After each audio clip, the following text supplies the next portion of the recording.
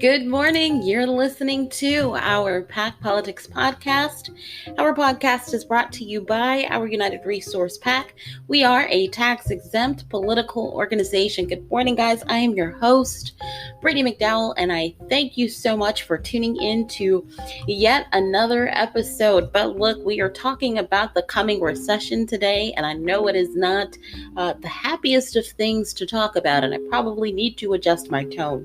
But the question I pose to you for this episode is, if we are dealing with mass job loss and we see business failures all around us and we're looking and we're seeing declines in spending, that's coming out, the data, the numbers, does it mean that we are dealing with a coming recession?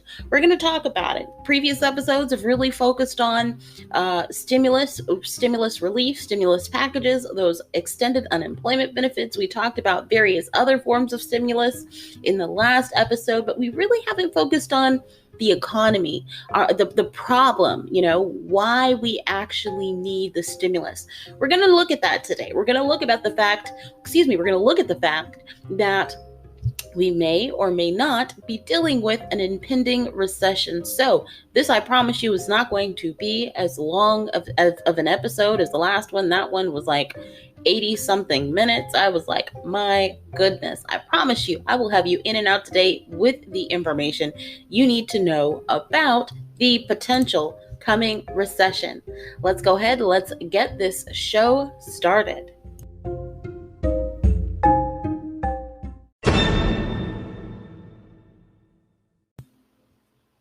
All right, so again, good Wednesday morning to you, or Wednesday, however you'd like to say it. It's fine with me. I am just glad that you decided to pop in and listen to another episode. So, guys, let's talk recession, right?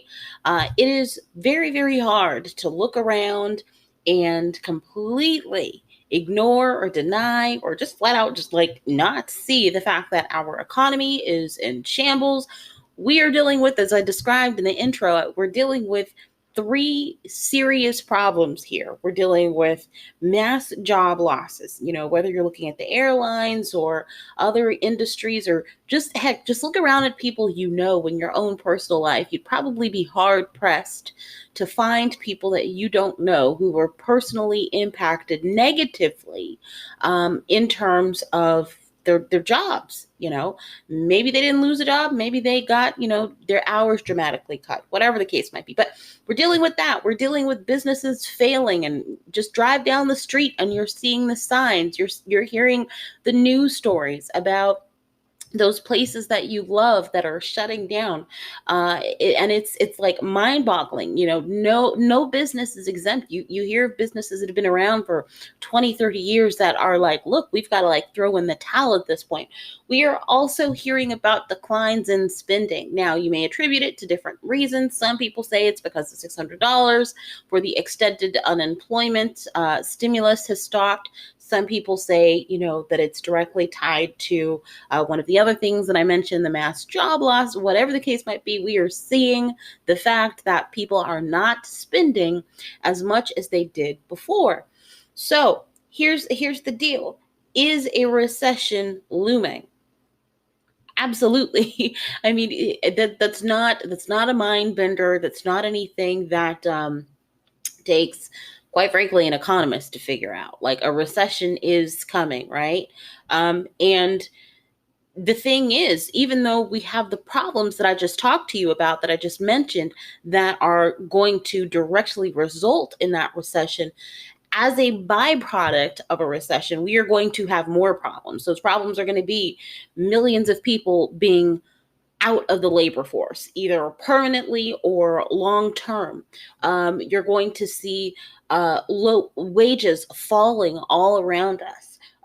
If we, quite frankly, didn't see, especially when we were told that, the $600 in unemployment economic stimulus, if we were told that money caused people to have a disincentive to work. And we did not see, as a result of said disincentive, an incentive for businesses to say, you know what, maybe I need to raise my wages to have them be more attractive, even if just temporarily. But we surely didn't see them considering that permanently, right? But if we didn't see that then, we are not likely to see that going forward. That said, again, lower wages are, again, a byproduct that we are more likely to see as a result of an impending recession. We are also going to see, just in various capacities, long-term scars on the economy. And they're not going to go anywhere anytime soon.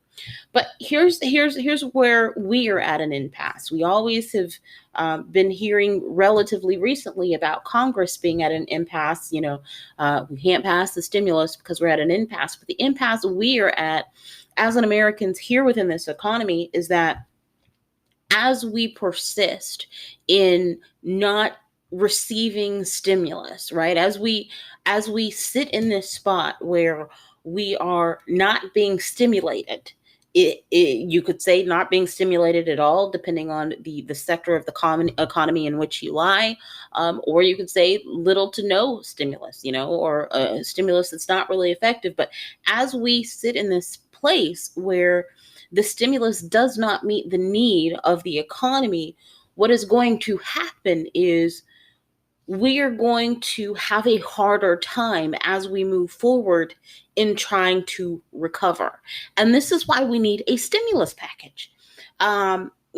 This kicking the can down the road stuff, if you hear different theories, some people, I've heard different theories about both sides. Some people say that Nancy Pelosi is trying to kick the can down the road because she gains more negotiating power as she gets closer to the election. Quite frankly, I don't personally see it that way. I mean, she definitely does have benefits in kind of kicking the can down the road towards the election, but I don't think that those benefits are as great regarding an increase in her personal negotiating power. When you look at the other side, you hear, or at least I have heard, that the longer they can kind of hold this off, if they can again kick that can down the road towards the election, that actually works well for their bid, not just for the presidency, but their bid specifically in the Senate, which is really, when you look at it, where we're seeing a lot of the stall take place, right? Because the House acted months ago. Some people, again, theorize and they say, well, you know what, there's, the left is doing this, the right is doing this, but we cannot continue to be in this place where we're not seeing any action because, again, if we wait, not saying that we can't move past this point with the economy where we are really hurting, where we are really dealing with some scars and where those scars get deeper and where they hurt more, we can definitely overcome that. It's just going to be harder to do that, right? And why create a situation where things are going to be harder when they don't have to be? It really doesn't make sense. So I don't know if you guys remember, we had the GDP numbers come out, gross domestic product. And essentially, we dealt with some of the worst losses that we've seen, right? And with that decrease in GDP, what people are expecting for the third quarter, that's the report that came out for the second quarter. What they're expecting with the third quarter is that we're going to see the highest gains ever, right? I want you to be prepared because the party that's currently in power, specifically at the level of the president, is going to try and spin that in a way that says that, look, it's due to what I have done. And I'm not saying this from a place of kind of being biased. This is just historically what happens, right? With any party, with any numbers, right? Whether it's the numbers for unemployment, any type of numbers, if they are in power, even if, it had little to nothing to do with them, or if it was in spite of them, they still will use those numbers to their advantage. And this is something that I kind of want to let you know. I'm going to kind of mention something, and I promise I'm not going to go off on a tangent, but I want you to be aware that anybody can use any numbers to say anything that they want, right? Statistics can be used, numbers can be used in any way, shape, or form. And I want you to keep that in mind, because, sometimes we automatically assume that when people show us numbers that let me stop. Maybe I'll dedicate another show to that, but just kind of keep that in mind. Really keep that in mind. But anyways, getting back to the GDP, be prepared that for the third quarter, what we're going to see is we're going to see some of the highest gains, and the growth is going to be spectacular. But I don't want you to think that it's because we are seeing all this kind of a new activity in the economy. It's simply because what we've had companies that have not been allowed to operate, and they are simply being allowed to operate again, right? And so we had again, when you look at the second quarter, you had businesses that were not allowed to operate, and that is what drove us to have that that decrease, right? And so now they're allowed to reopen, so it's only expected that you're going to see those gains. So whatever you do, don't let it be kind of put to you as, oh, the economy is, yes, is it improving in that case? Absolutely, that's an improvement. But it is not an indicator that the economy is like doing above and beyond. I mean, it might be a pretty crappy example, but it's kind of like, if I borrow something from you and then I give it back to you, you've been made whole. You didn't get anything new. You just have been made whole because you have what was yours. So kind of look at it as the economy being made whole, right? And this is assuming only that there's no more lockdowns. And I mean, when you look at the fact, when you look at the COVID numbers, which are, I'm not going to say that they're questionable at this point, but when you look at the numbers that at least are being presented to us, and again, I mentioned that numbers can be used in any way, shape, or form to communicate any message, especially when you look at how they're calculated.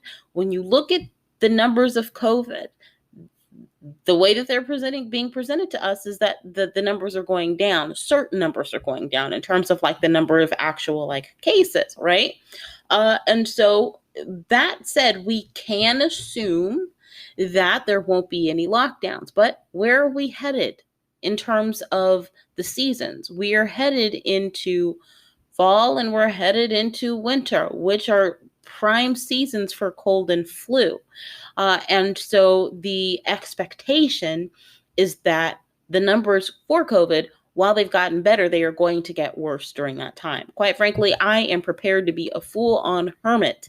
Like, I am so serious. I'm already only, receiving deliveries, not going out, not really dealing with anything.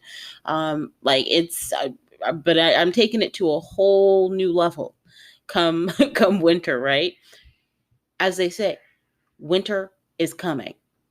So, okay, so assuming that there's no more lockdowns, we can and we should expect growth for quarter three. But here's something else to consider.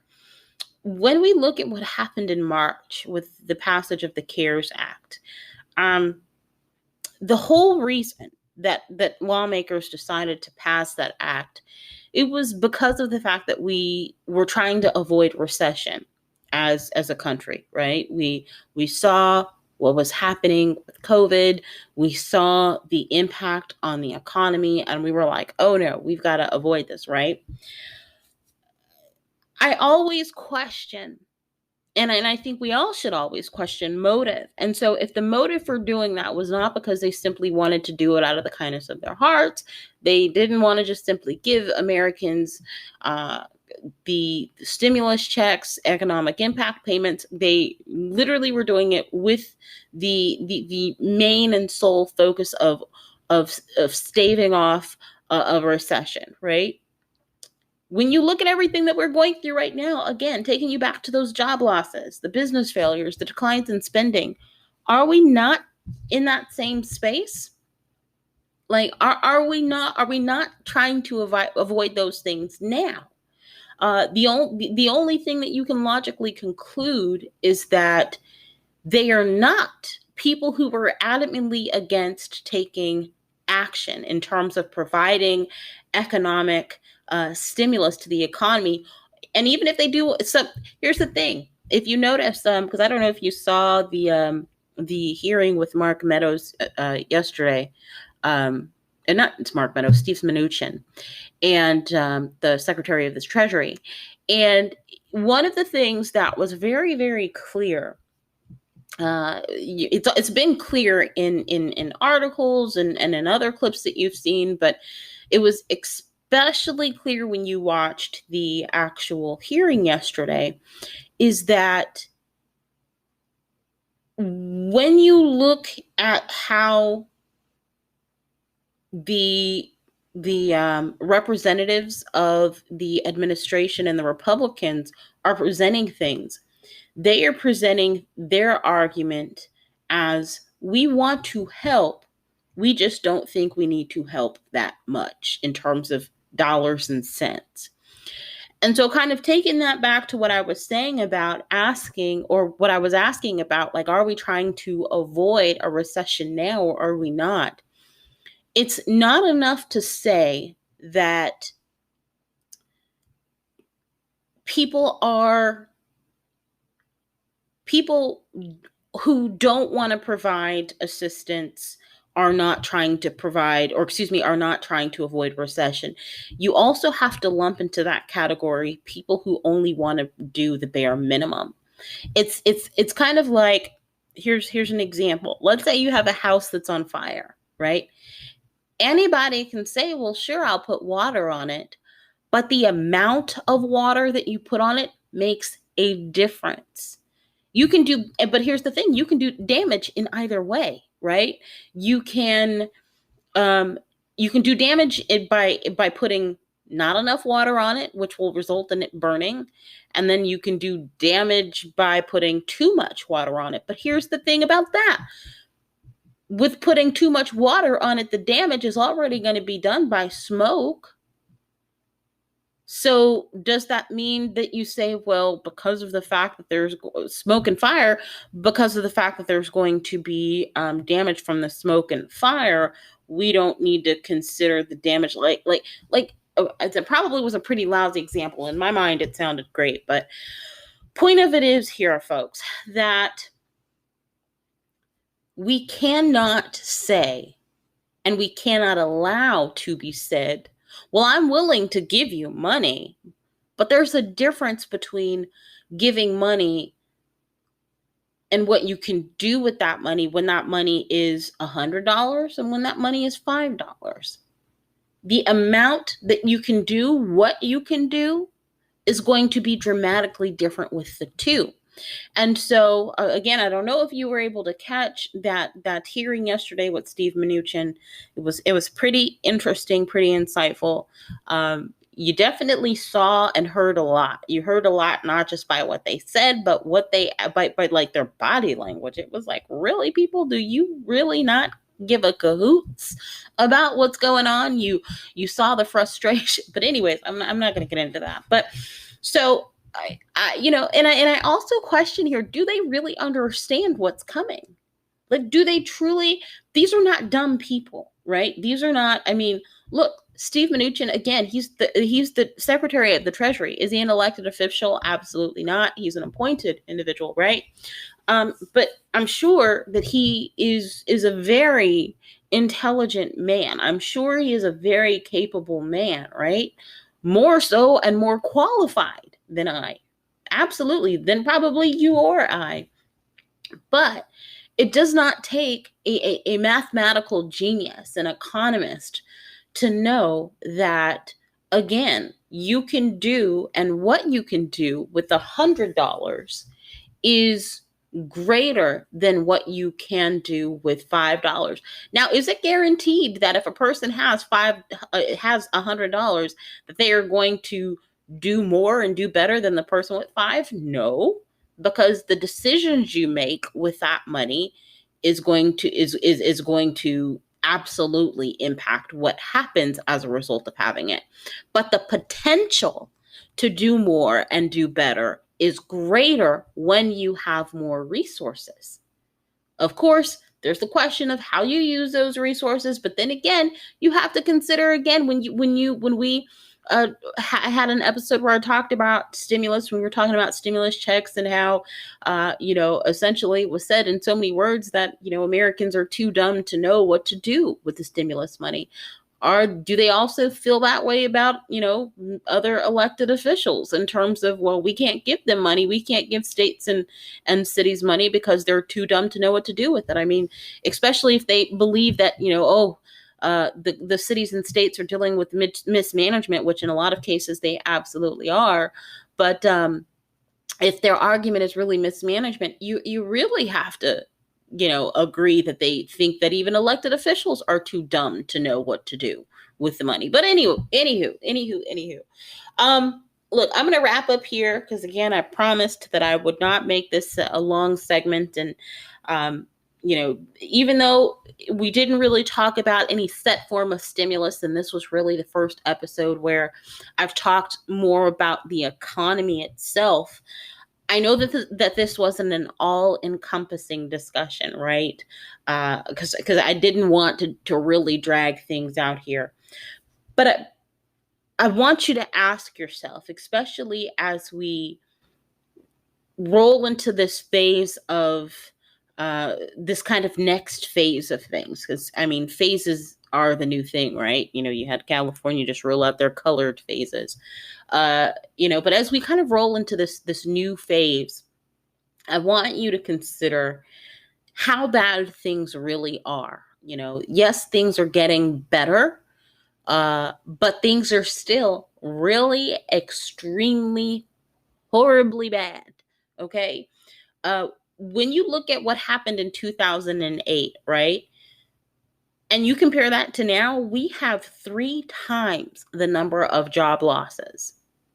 3 times. So this is not like, oh, well, we're on par with 2008, or, we're a little bit worse. We have 3 times the number of job losses that we had then.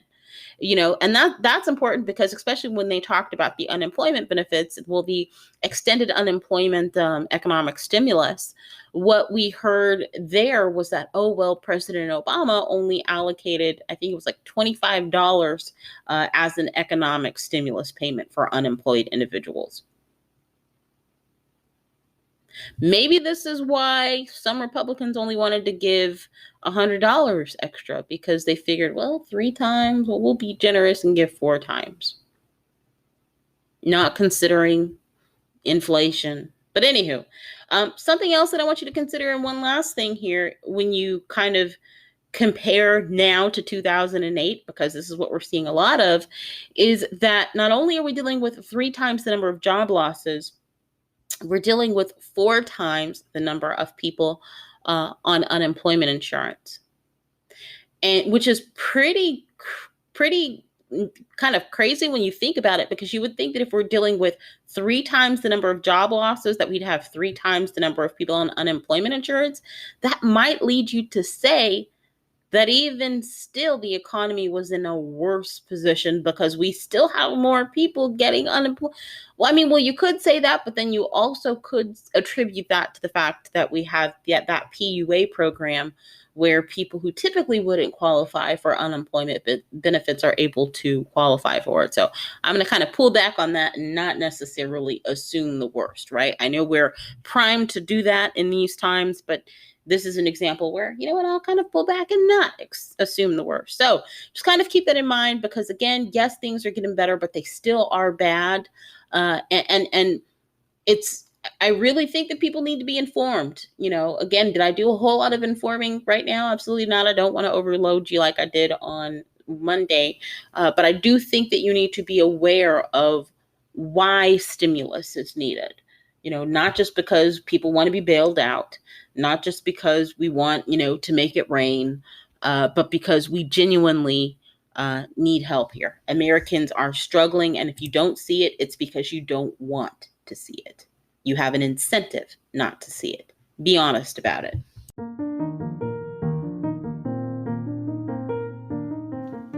Hey guys, this is Brittany. Thank you so much for tuning in to this episode of our PAC Politics podcast.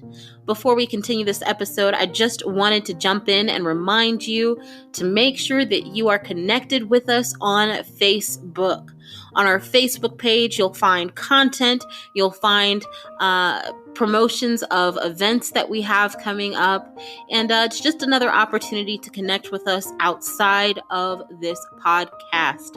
Now, if you want to connect with us on Twitter, I'm sorry, you can't, we got it. But again, you can find us on Facebook, and you can find the link to do so in the description box of this episode.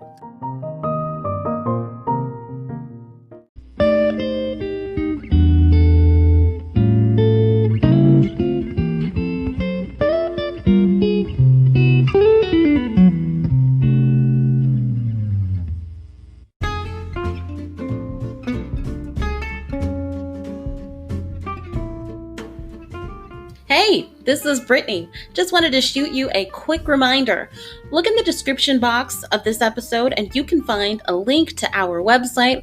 On our website, you can find our latest blog posts. You can find our contact information. You even want to make a contribution, you can go over there and do that as well. You can find out the policies we are looking at and targeting as an organization.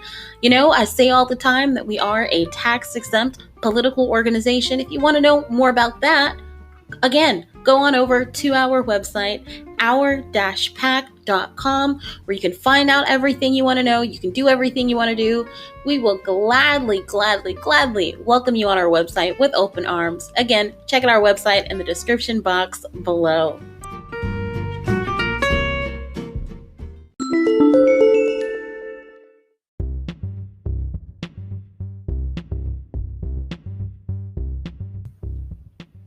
All right, so thank you for tuning in to this episode of our PAC Politics podcast.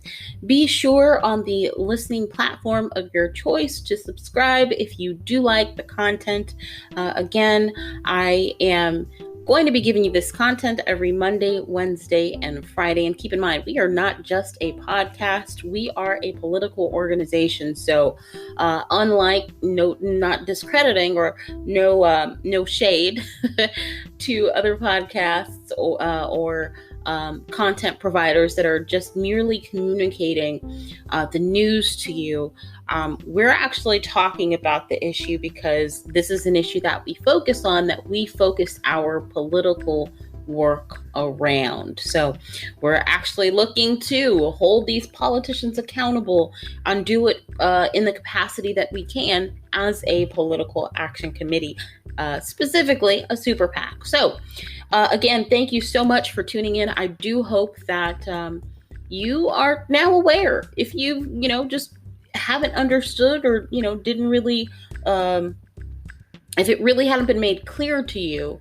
especially when you are kind of hearing the fact that things are getting better from other sources, which they are, but as you hear these things, I want you to consider that a recession is coming. Some might even argue that the recession is here. But in any capacity, recession is the name of the game. You need to be aware of that so you can do what's in the best interest of yourself, your family, your community, and ultimately can, help push America in whatever capacity you can in the direction it needs to go so we can do what we need to do to get out of this situation. Because we're already here, it's already coming, and, we can't allow people, including politicians, to make it worse, right? So we've got to push these politicians towards action. We've got to hold them accountable when inaction is what they are pushing for whatever reason, because it's simply not going to fly. It's not acceptable. Americans are demanding better because we are capable of better. Anywho, I'm not going to rant. Know about the recession that's coming. Enjoy your Wednesday. Happy hump day. And I will see you here on Friday. Again, you've been listening to our PAC Politics podcast. My name is Brittany McDowell. Have a good day, and I will see you in 2 days.